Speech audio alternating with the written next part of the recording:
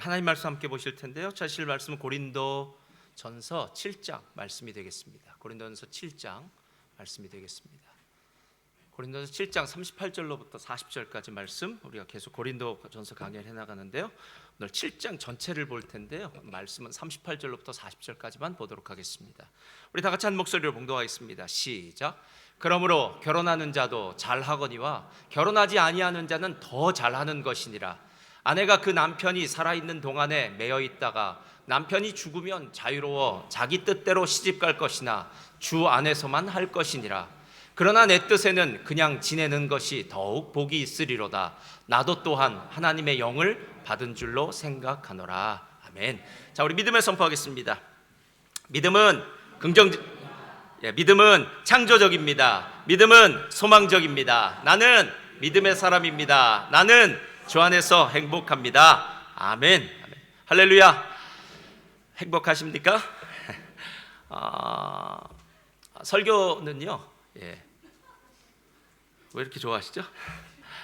설교는 어떤 때는 복음적인 설교가 있고요, 교리적인 설교가 있습니다. 왜 교회에 나와서 설교를 들으면 매번 그런 나랑 동떨어진 그런 이야기들을 할까라고 이야기를 합니다. 실은 교리가 중요해서 그래요. 왜 교회에서 설교하면 매일 예수님의 십자가 얘기만 합니까? 그건 복음이 중요하기 때문입니다. 실제로 지금 죽음이라는 병이 걸린 그 사람 앞에 맛있는 음식을 가져다 주어도, 뭐 좋은 걸 가져다 주어도요, 죽음이라는 그 질병의 문제가 해결되지 않으면 그 사람은 결코 행복한 삶을 살 수가 없습니다. 근데 우리 모두가 똑같은 질병에 걸렸어요. 죽음이라는 병. 그리고 그 병은 오직 예수 그리스도의 십자가만이 해결책입니다. 그래서 십자가를 증거할 때 우리 안에 성령의 역사로 말미암아서 뜨거운 은혜가 시작되는 거예요. 그래서 그걸 우리가 복음적인 설교다라고 얘기합니다. 오늘 설교는 교육적인 설교입니다. 할렐루야. 그러니까 오늘은 복음적이거나 교리적이라기보다는 교육적으로 오늘 사도 바울이 고린도 교회 성도들이 질문했던 그 질문을 가지고요, 대답해주는 형식으로 이야기하고 있는 부분인데요. 오늘 이 말씀을 통해서 저는 우리가 많이 지금까지 배우거나 경험하거나 알고 있던 세상적인 지식 가운데 결혼이 오늘 이 성경적인 결혼관으로 좀 바뀌었으면 좋겠다라는 그런 생각이 들었습니다. 그래서 오늘은 어떤 설교라고요? 교육적인 설교입니다. 그러니까 오늘은 큰 은혜가 없더라도 잘 배우고 가면 되는 겁니다. 할렐루야. 싱가포르의 어느 한 젊은 판사가 왜 판사의 머리에는 하얀 가발을 써야 됩니까? 라는 질문을 던진 적이 있습니다. 여러분, 이 나라 판사 보면 하얀 가발 쓰잖아요. 이렇게 꼬불꼬불한 하얀 가발을 쓰고 이제 법정에 가서 판결을 내리는데요. 그래서 보았더니 싱가포르는 예전에 영국의 식민지였기 때문에 영국에 있는 법관들이 그렇게 머리에 가발을 썼기 때문에 싱가포르는 그냥 영국의 문화를 가져와서 그렇게 법관들이 가발을 쓰고 있다라고 이렇게 이야기를 했습니다. 그러면 왜 영국의 법정에서 영국의 법관들은 하얀 가발을 썼느냐라고 물었더니 그 의미가 참 재미있습니다. 영국의 법정은 천장이 높아서요, 겨울이 되면 상당히 추웠다고 합니다. 근데 문제는 대부분의 법관들은요, 나이가 지긋한 대머리를 하신 분들이 많았다고 합니다. 그러니까 머리가 추워서 머리를 좀 덮게 하기 위해서죠, 가발을 쓰고 그렇게 판결을 내렸던 것이 계속해서 이어져서 싱가포르의 대낮에 30도가 넘어 40도가 가까운 곳에 사는 사람들도 법관들은 머리에 하얀 가발을 쓴다고 합니다. 살다 보면 왜 내가 이걸 하고 있지? 왜 이렇게 해야 되지? 라는 질문을 던지지 않은 채 그냥 습관적으로 그렇게 하는 일들이 있습니다. 아침에 눈을 뜨면 양치질을 그냥 합니다. 세수를 합니다. 여러분, 왜 내가 양치질을 하지? 만약에 양치질을 잘 하지 않는다면요, 이빨에 문제가 생겨서 나중에 큰 고생합니다. 왜 세수를 합니까? 나는 내 얼굴이 안 보이지만 내 얼굴은 깨끗해져야 되기 때문에 세수를 합니다. 세상에 있는 모든 일들은 그 이유와 목적이 있습니다. 왜 주일날 이 교회에 나오셨습니까? 왜 예배를 드립니까? 실은 그 목적과 이유를 잘 알지 못하면요, 우리는 습관적으로 교회에 나와서 습관적으로 예배를 드리고 습관적으로 집에 가는, 나중에 왜 당신은 예수를 믿습니까? 왜 예배를 드립니까? 라고 물을 때 그것에 대한 올바른 대답을 할 수 없는 정말 어리석은 인생을 산 사람이 될 수밖에 없습니다. 결혼도 마찬가지입니다. 제가 알고 있는 어떤 사람은요, 결혼을 하지 않습니다. 그래서 왜 결혼하지 않냐고 그랬더니 우리 엄마 아빠를 보니까 결혼 불행한 거라는 거예요. 엄마 아빠가 결혼해서 저렇게 티격태격 싸우는 것을 보면서 나는 평생 결심했다는 겁니다. 아, 결혼하지 말자. 결혼하면 저렇게 싸우고 저렇게 불행한데 왜 쓸데없이 결혼해서 불행한 인생을 사냐. 그냥 나는 내 몸 하나 잘 건사하고 살아야겠다, 이렇게 생각하고 결혼을 안 하는 사람도 있습니다. 반대로 어떤 사람은 일찍 결혼을 한 사람도 있습니다. 나는 결혼하는 것이 정말 행복한 것 같아. 할렐루야. 저도 일찍 결혼했습니다. 결혼 일찍 해서 결혼한 사람도 있고, 이렇게 자기의 경험이라든가 자기가 봐왔던 어떤 것들로 인해서 결혼관이 결정이 되어서 결혼은 좋은 것이다, 결혼은 힘든 것이다, 결혼 나쁜 것이다 라고 개개의 사람들이 이렇게 이야기를 합니다.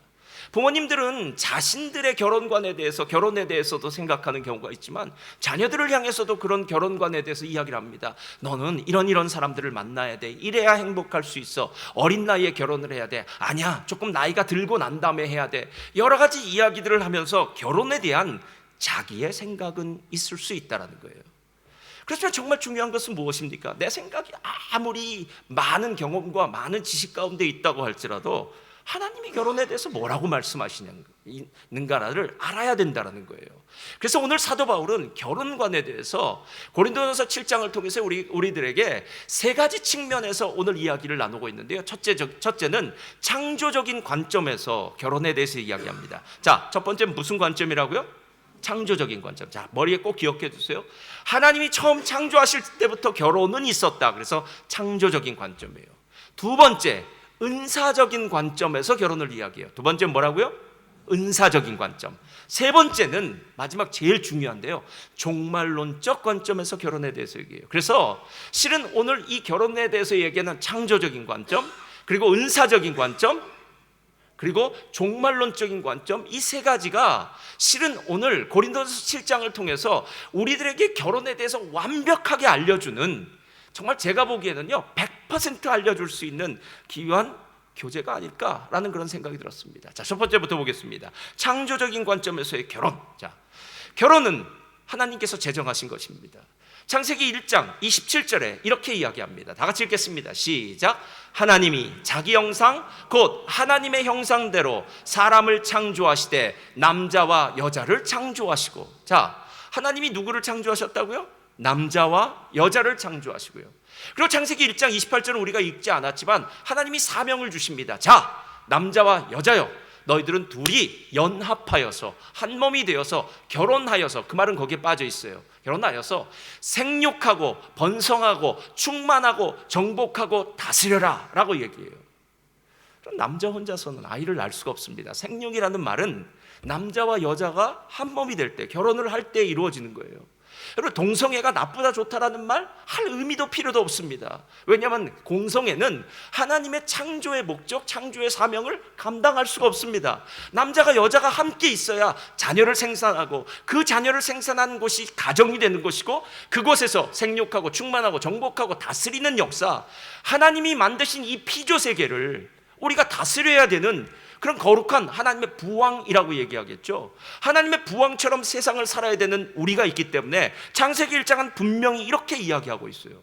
창세기 2장은 창세기 1장에 얘기한 걸 조금 바꿔서요, 조금 자세하게 이야기합니다. 창세기 1장은 남자와 여자라고 얘기했지만 창세기 2장에는 아담을 하나님이 만드셨어요. 그리고 난 다음에 아담이 혼자 있었던 기간이 있었습니다. 가끔 우리 집사님들 중에서도 아내가 한국에 가거나 어디 멀리 여행을 가서 혼자 밥을 해 먹거나 이렇게 혼자 외롭게 계신 분들이 계십니다. 외로우신 분들입니다. 예. 하나님이 그분들을 향해서 이렇게 이야기합니다. 아담이 독초하는 것이 보시기에 좋지 않았더라. 예.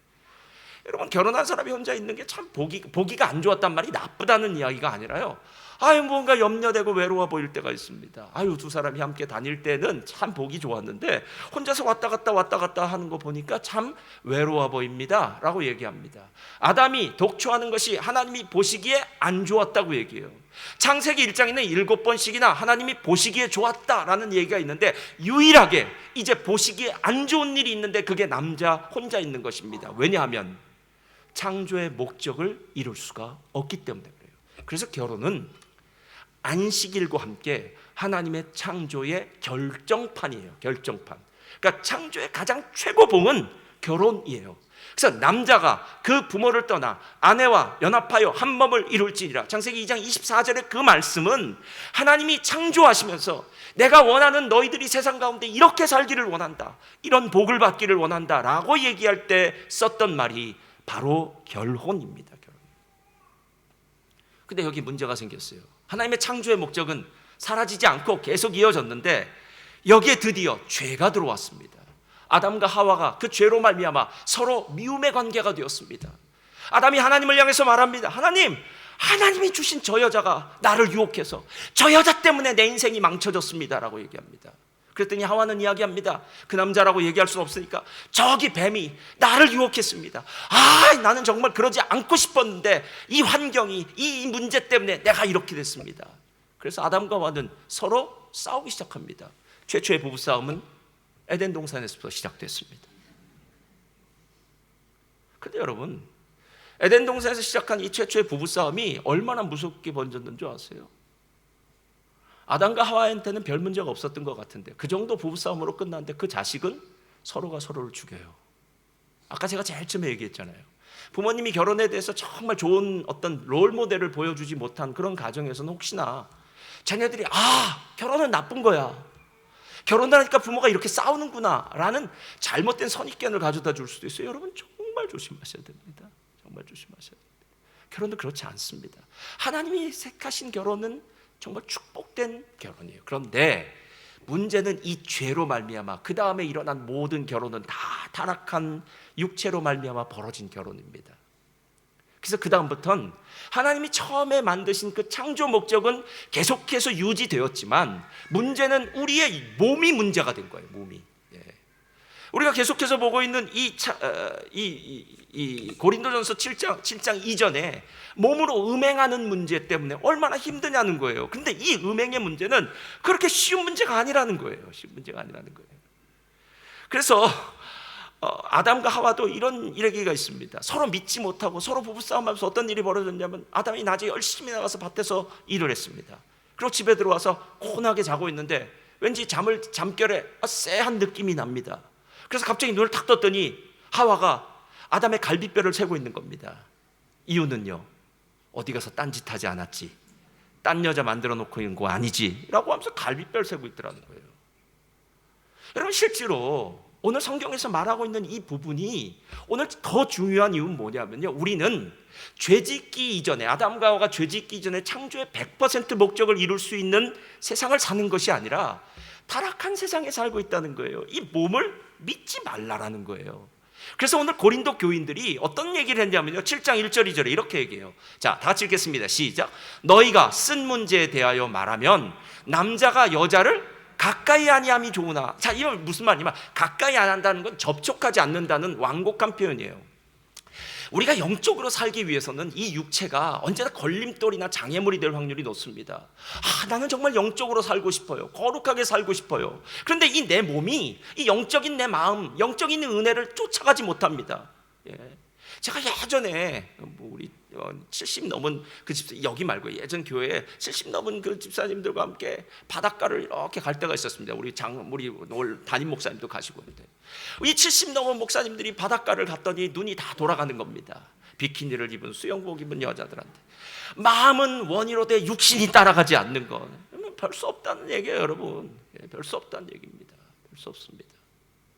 음행의 문제에 관하여는 그 다음에 이렇게 얘기해요. 자, 2절 다 같이 읽겠습니다. 시작. 음행을 피하기 위하여 남자마다 자기 아내를 두고 여자마다 자기 남편을 둔다라고 얘기해요. 그러니까 타락한 사람들에게는 창조 목적을 이룬다는 건 기본적으로 깔려 있는 것이고, 거기에 한 가지가 덧붙여진 것이 무엇이냐면 우리의 육체가 음행의 도구가 될 수 있기 때문에 음행의 도구가 되지 않게 하기 위해서 자기 남편을 두고 자기 아내를 둔다는 거예요. 근데 이 문제가 지금만 문제가 아니라 2000년 전에 고린도 교회도 문제가 된 거예요. 그래서 사도 바울에게 편지를 보낸 겁니다. 고린도 교인들이 어떻게 하면 부부관계를 잘 할 수 있을까요? 결혼은 어떻게 했으면 좋겠을까? 혼자 독신으로 있으려면 어떻게 돼야 될까요? 라고 편지를 쓴 것을 요즘 조정민 목사님이 인터넷에서 하는 거 있지 않습니까? 답 증문즉답, 증문즉설, 법륜스님처럼 하는 것처럼 그 질문에 대해서 대답을 해주는 게 오늘 이 부분이다라는 거예요. 음행은 음행은 정말 몸으로 할 수 있는 가장 최악의 잘못된 일이에요, 여러분. 그래서 음행은 안 돼요. 하나님 정말 미워하시고 싫어하십니다. 그런데 음행이 나쁘다는 것은 다 알고 있지만 우리가 그 전에 막지 못하는 이유가 있어요. 그건 뭐냐면 내 몸이 음행 쪽으로, 음행을 향해서 얼마나 쉽게 기우는지 모른다라는 거예요. 이 몸은 중립과 같아요. 중립기어에 있는 것 같아요.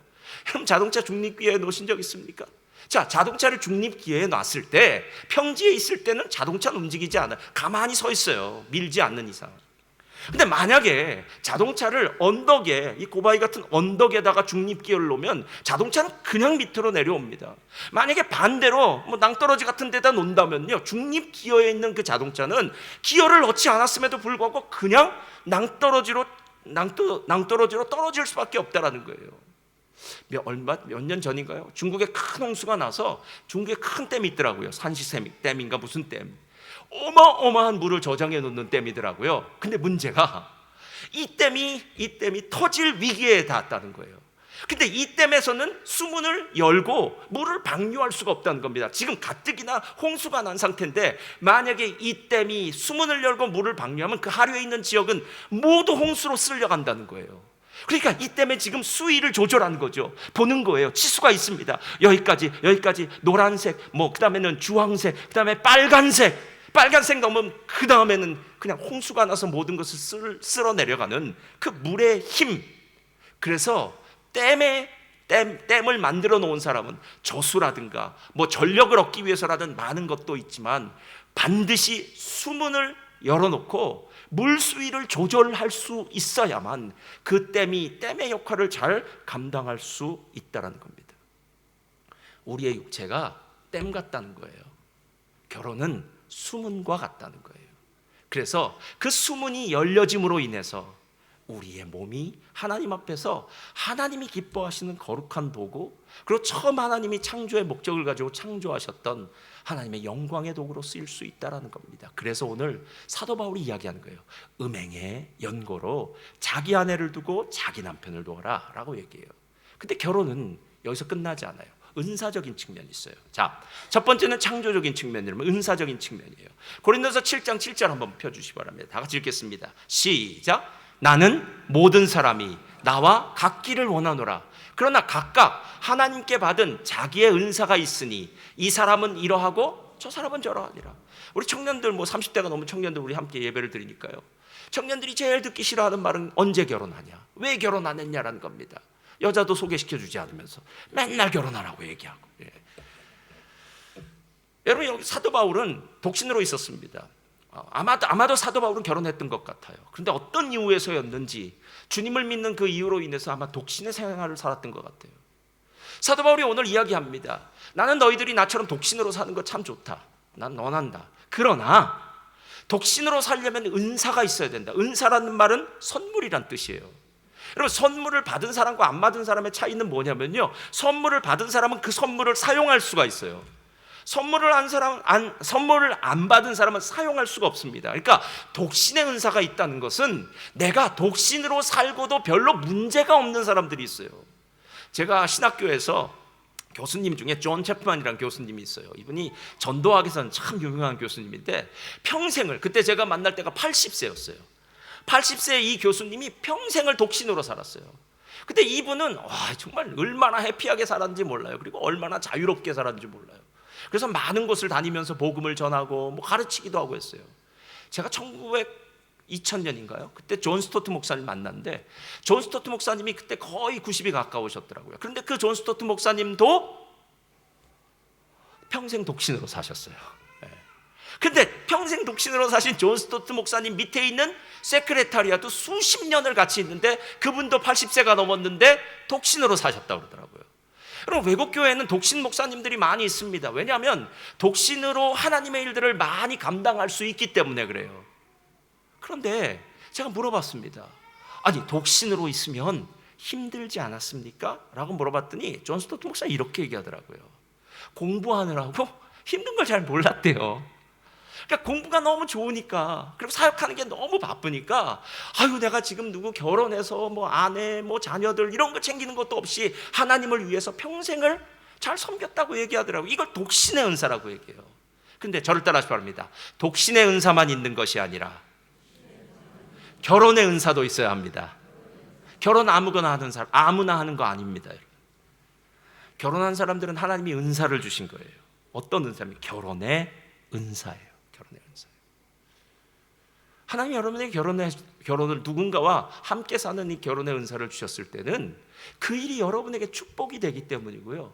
그 일을 통해서 여러분들이 다른 사람들을 섬길 수 있기 때문에 그래요. 근데 사도 바울은 결혼의 은사가 창조의 목적을 이루는 하나님께 영광 돌리는 좋은 목적이 있기도 하지만 아주 구체적인 유익에 대해서 이야기를 해요. 고린도서 7장 14절 펴주세요. 다 같이 읽겠습니다. 시작.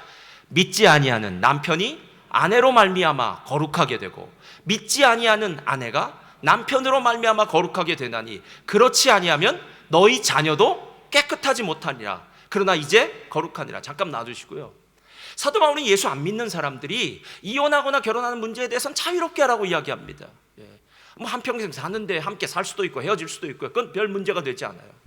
결혼한 사람들 중에서요, 어떤 경우가 있었냐면 그 당시에는 예수님을 아내가 믿었든지 남편이 믿으면 그 반대편이죠. 상대편 남편이나 아내가 예수를 믿은 남편이나 아내 때문에 내가 당신이랑은 더 이상 못 살겠다는 경우가 있어요. 그러니까 신앙 함께 나는 당신이 예수를 믿어서 하나님만을 섬기고 나랑 같이 우상의 신전 포세이돈이나 제우스 신전 안 가고 세상 방식대로 안 살고 난 더 참을 수 없다. 우리 헤어지자라고 하면 헤어지자고 얘기해요. 헤어지라고 얘기해요. 그런 경우에.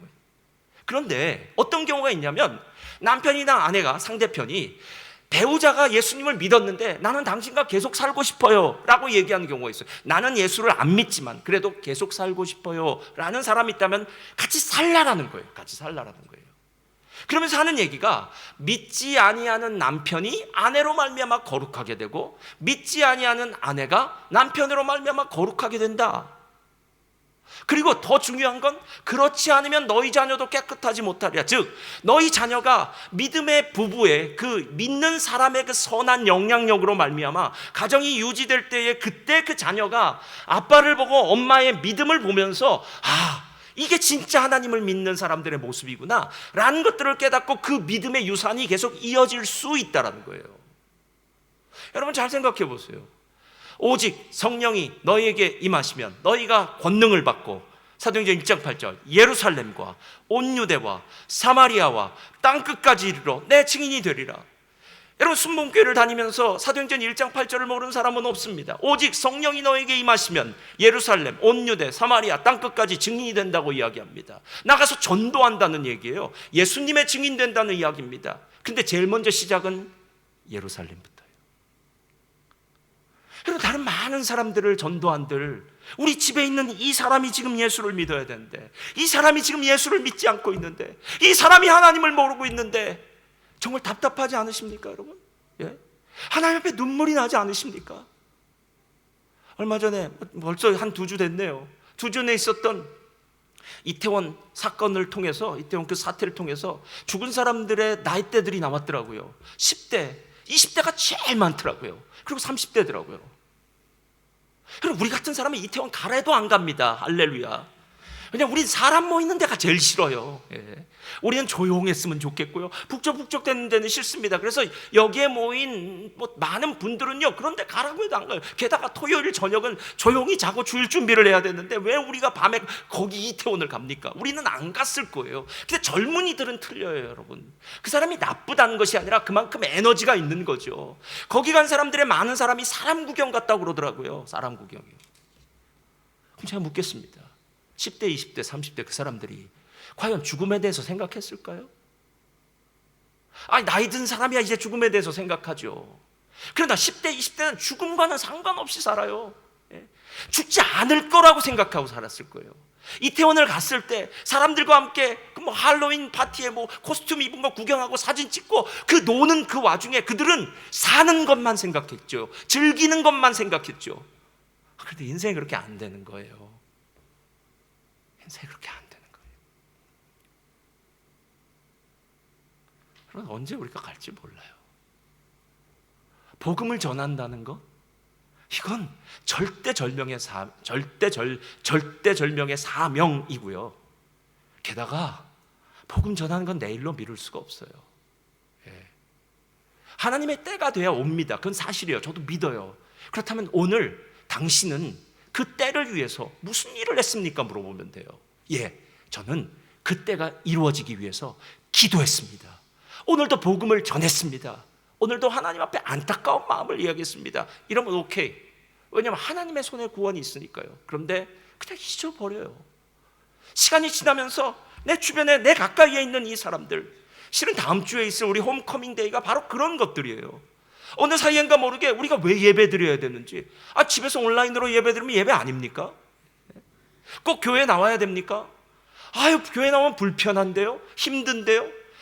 그 사람 예수 믿습니다. 그러니까 너무 닥달하지 마세요 라고 얘기해요. 그건 사람들 이야기죠. 우리가 솔직하게 진짜 이런 질문을 던진다면, 당신 마음에 진짜 예수님이 주인이십니까? 당신은 정말 예수님을 예배하는 예배자입니까? 라고 묻는다면 정말 솔직하게 아멘 하고 얘기할 수 있을까요?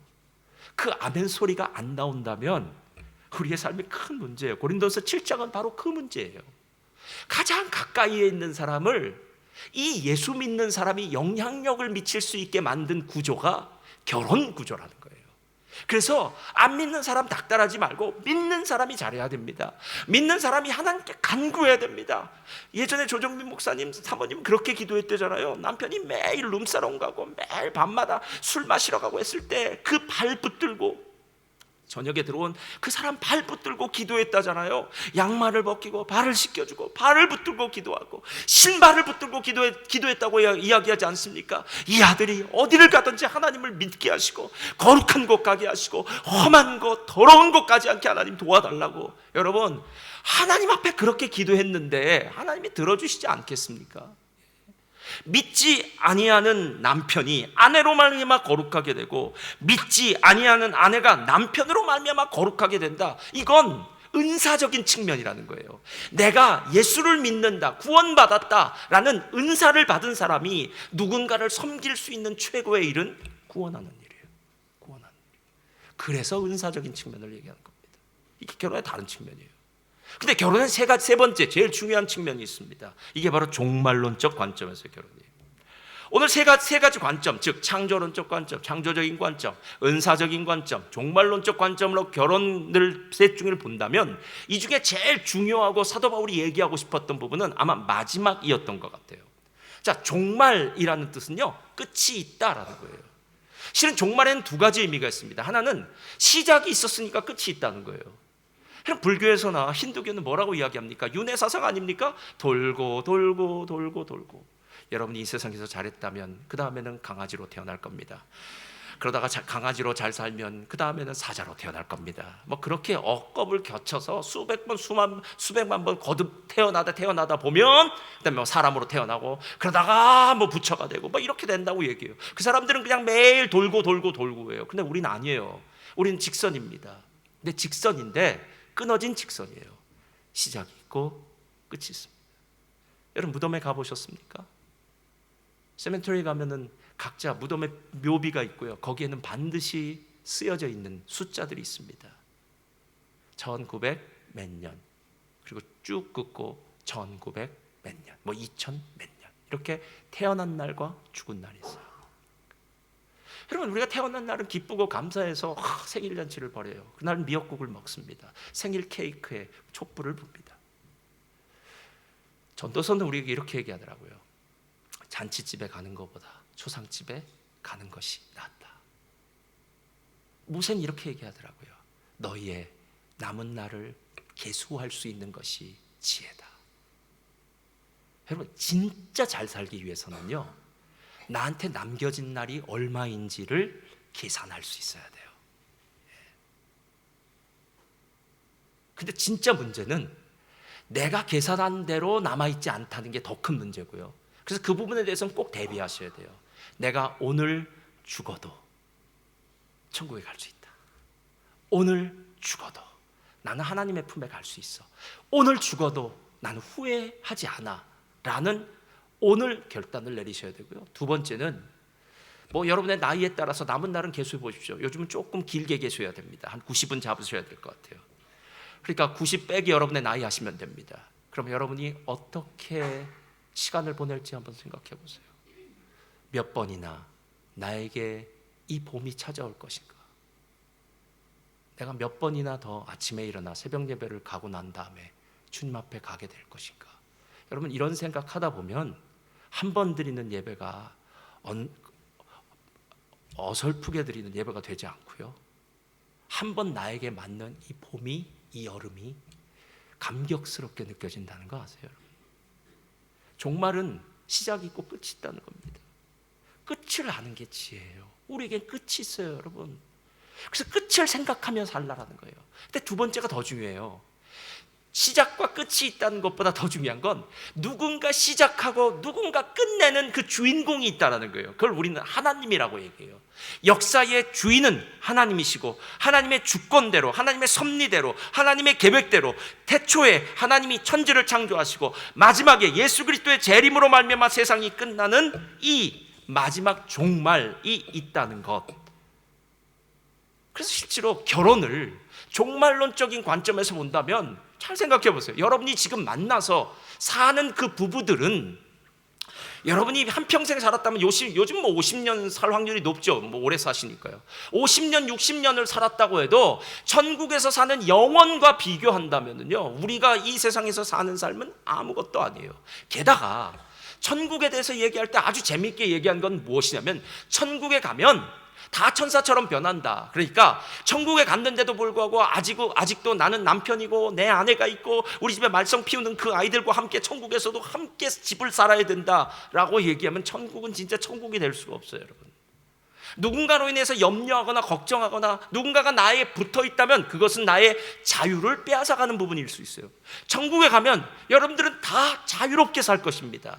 옛날에 여러분의 남편이고 아내였던 그 사람이 누군지는 알아요. 그러나 천국에서 이 세상에서처럼 내 남편과 내 아내에 얽매여서, 오늘 고린도전서는 그렇게 얘기해요. 얽매여서 염려하고 살진 않아요. 자녀가 누군지는 알아요. 그리고 우리 자녀가 천국에 와 있다면 정말 감사하겠죠. 행복하겠죠. 그러나 그 자녀 때문에 얽매이진 않아요. 천국에서는 완벽한 자유가 있습니다. 그런데 오늘 종말을 사는 사람들은 천국에서의 그 삶을 지금 끌고 오라는 거예요. 끌고 오라는 거예요. 나는 비록 이 땅에서 발을 붙이고 살고 있지만 내 마음은, 내 믿음은 지금 천국을 살고 있는 사람. 나는 더 이상 죽음이 나를 지배하는 사람이 아니에요. 사단이나 심판이 아니라 하나님이 주신 생명이 지배하고 하나님이 주신 영원한 축복이 지배하는 사람이다. 이 삶을 사는 사람이 종말론에 사는 삶을 사는 사람이라는 거예요. 그래서 바울이 이런 식으로 아내의 이름을 다시 붙여요. 고린도전서 9장 5절 다 같이 읽겠습니다. 시작. 형제들아, 내가 이 말을 하노니. 아니요. 고린도전서 9장 5절이요. 자, 다시 시작. 우리가 다른 사도들과 주의 형제들과 게바와 같이, 자, 아내를 뭐라고요? 믿음의 자매라고 얘기해요. 믿음의 자매 중요합니다. 요즘 세상에서 가장 많이 이야기하고 있는 것 중에 하나가 어쩌면 가족 이기주의예요. 가족 이기주의란 건 뭐냐면요, 내 아내, 내 자식 최고라는 거예요. 여러분, 그리스도인의 마음엔 절대 그럴 수 없습니다. 내 아내를 사랑하라, 내 자녀를 사랑하라, 분명히 이야기도 있죠. 그러나 성경은 크게 내 이웃을 내 몸같이 사랑하라라고 이렇게 얘기해요. 그러니까 자녀도 특별하다, 아내도 남편도 특별하다. 그래서 나는 내 아내와 내 남편이 금술이 너무 좋아서 내 남편이 싫어하는 일 안 할래요. 내 아내가 싫어하는 일 안 할래요. 우리 남편은 교회에서 봉사하는 걸 제일 싫어해요. 우리 남편은요, 주일날 교회 가는 거 제일 싫어해요. 우리 남편은요, 헌금하는 거 제일 싫어해요. 하여튼 우리 남편은 교회에 관련된 건 다 싫어해요. 그래서 죄송해요, 저는 교회를 못 나가겠어요 라고 얘기해요. 오늘 하나님이 우리를 향해서 얘기합니다. 구원받은 사람은 새로운 피조물이라고 얘기했는데요. 우리는 이 땅에 발을 붙이고 살지만 천국 시민권을 가지고 하늘의 인생을 사는 사람인데, 더 이상 아내의, 남편의 얽매여서, 자녀의 얽매여서 가장 중요한 신앙에 문제가 걸려든다면 이건 좀 문제가 있는 것 아니겠냐는 거예요. 그래서 사도 바울이 이 부분에 대해서 아주 명쾌하게 38절부터 40절까지 이렇게 얘기해요. 자, 다 같이 읽겠습니다. 시작. 그러므로 결혼하는 자도 잘하거니와 결혼하지 아니한 자는 더 잘하는 것이니라. 아내가 그 남편이 살아있는 동안에 매여 있다가, 잘 보세요, 매여 있다는 거예요. 이건 하나님이 매주신 겁니다, 여러분. 은사예요. 매여 있으니까 잘하면 됩니다. 그러나 그 다음 시작. 남편이 죽으면 자유로워 자기 뜻대로 시집갈 것이나, 그 다음 시작. 이게 중요해요. 정욕대로 시집가는 게 아니라 주 안에서만 할 거라는 거예요. 그러니까 다시 만약에 결혼을 한다면, 하나님, 내가 다시 결혼해서 누군가를 만날 수 있어요. 여러분, 자유로워진 사람들이에요. 그러나 주 안에서라는 이 의미가 내게 다시 한번 허락이 돼야 돼요. 내 정력 때문에 인생 노년이 외로우니까 힘드니까 이게 아니라, 난 이제 정말 하나님의 영광을 위해서 아름다운 가정을 다시 꾸리기 원합니다 라고 주 안에서 다시 새로운 가정을 꾸리면 하나님께 영광이 되는 거예요. 그 다음 절 40절 시작. 그러나 내 뜻에는 그냥 지내는 것이 더욱 복이 있으리로다. 나도 또한 하나님의 영을 받은 줄로 생각한. 이 말이 무슨 뜻입니까? 그러나 진짜 종말을 사는 사람은 어떤 마음을 갖겠느냐는 거예요. 여러분, 실제로 1992년인가요? 다미선교회 그런 사건이나 이런 사건 이후로 기독교의 종말론이 너무 많이 허물어지고 황폐해졌어요. 그래서 기독교가 자꾸 세상에서의 행복을 구하는 종교로 변질되어 가고 있어요. 이 세상에서 잘 사는 게 목적이 됐어요. 그래서 기도 제목을 내놓으면 건강하고 자녀 잘 되고 돈 잘 벌고 이거밖에 없어요. 근데 진짜 기독교는요, 이 땅이 아니에요, 여러분. 이 땅에 살지만 하늘을 사는 거예요. 그래서 하늘의 영광이 이 땅에서 누려지는 거예요. 부부 관계에서도 하늘의 영광이 누려진 거예요. 하나님 감사합니다. 내 잠시 이 땅에서 사는 동안 이 남자를, 이 여자를 나와 함께 붙여주셨군요. 내가 이 사람과 함께 하나님의 영광 위에 살겠습니다. 자녀를 보면서도 마찬가지예요. 하나님, 나에게 이런 자녀들을 붙여주셨군요. 제가 이 자녀에게 선한 영향력을 끼치게 하시고 믿음의 본보기가 되게 하셔서 이 자녀들로 하나님 나라의 일꾼들 되게 하시고 하나님의 영광의 도구 되게 해주시옵소서. 여러분, 실제로 우리가 가정에서 남편이나 자녀를 볼 때마다 이 마음을 갖고 살 때에 가정은 작은 천국이 이루어지고, 그 작은 천국을 바라보는 세상 사람들이요, 야, 예수 믿는 가정이 이렇게 다르구나, 예수 믿는 사람이 이렇게 행복하구나 라고 얘기를 해야 되는데, 어찌된 일인지 천국의 소망이, 종말론적인 그 놀라운 축복이 우리들한테 누려지지 않으니까 가족 이기주의로 우리 잘 먹고 잘 살자, 우리끼리 재밌게 살자, 우리끼리 행복할자, 우리끼리 돈 벌자, 우리끼리. 여러분, 우리끼리 하다가 어떻게 하시려고요? 우리끼리 하다가, 여러분, 우리끼리는 없습니다. 우리가 사는 것은 주 안에서입니다. 주 안에서 살 때만 우리에게는 의미 있는 삶을 살 수 있어요. 그리고 나중에 후회가 없어요. 왜냐하면 우리 모두가 죽는 그 순간 우리 천국에 갈 거 아닙니까, 여러분? 천국에 가면 하나님 만날 거 아닙니까? 하나님 만나면 하나님 앞에 할 말이 있어야 되지 않겠습니까? 이 세상에서 뭐 하다 왔냐고. 근데 우린 세상에서 하나님을 위해서 한 건 너무 없어요. 그 하나님 얼굴을 볼 면목이 어디 있겠습니까? 하나님 이렇게 얘기합니다. 야, 내가 너를 구원하기 위해서 얼마나 애썼는지 알아? 내가 내 아들 독생자 예수를 너를 구원하기 위해서 이 땅에 보냈어. 예수로 고난받게 하고 십자가 지게 하고 모욕과 침뱉음과 수모를 받게 하고 내 아들을 너를 위해 십자가에 죽였어. 하나님은 우리에게 하실 말씀이 있어요. 근데 우리는 할 말이 없어요. 이게 처음 창조적인 목적을 가진 결혼에 죄로 말미암아 문제가 생겨서 벌어진 일이다라는 거예요. 그래서 예수님 안에서 다시 구원받은 사람은요, 더 이상 가정이 나와 너의 공동체가 아니라 예수님을 주인으로 삼은 우리의 공동체가 된다는 거예요. 아마 그 유명한 그 연예인이라든가 이런 사람들, 반기문 씨 딸도 뭐 여기서 웨딩드레스를 했다 그러더라고요. 유명인들의 웨딩드레스를 만든 황제복 웨딩드레스 디자이너가 자기 딸이 이제 결혼을 하게 할 나이가 됐을 때 이제 진짜 자기가 만든 웨딩드레스를 입어야 되는 딸을 바라보면서 책을 하나 썼더라고요. 참 대단해요. 웨딩드레스만 만들어주는 게 아니라 책도 썼으니 딸에게 보낸 글에서 결혼에 대해서 그 딸에게 이렇게 얘기하고 싶다 그러더라고요. 결혼이란 단순히 한 사람의 아내와 남편이 되는 것 이상을 의미한다. 그것은 누군가의 며느리와 사위가 되는 일이기도 하며 누군가의 엄마와 아빠가 되는 일이다. 결혼하기 전보다 인간관계의 폭이 훨씬 넓어지고 그에 따라 다양한 역할을 경험하게 되는 일이다. 그 속에서 갖게 되는 배려심과 책임감은 개인을 보다 성숙한 사람으로 만든다. 나의 것을 포기하고 남을 배려한다는 것은 쉽지 않지만 나 아닌 사람을 책임진다는 것은 버거운 일이지만 마지막이 중요하더라고요. 그런 삶을 통해 느끼는 감동은 경험해 보지 않으면 절대 알 수 없는 벅찬 것이다. 결혼은 정말 좋은 겁니다. 세상 사람들의 결혼이 아니라 그리스도인에게 있어서 결혼은 하나님이 주신 최고의 축복입니다. 이걸 우리가 진짜 누리면 세상은 우리를 바라보고 하나님을 찬양하게 될 겁니다.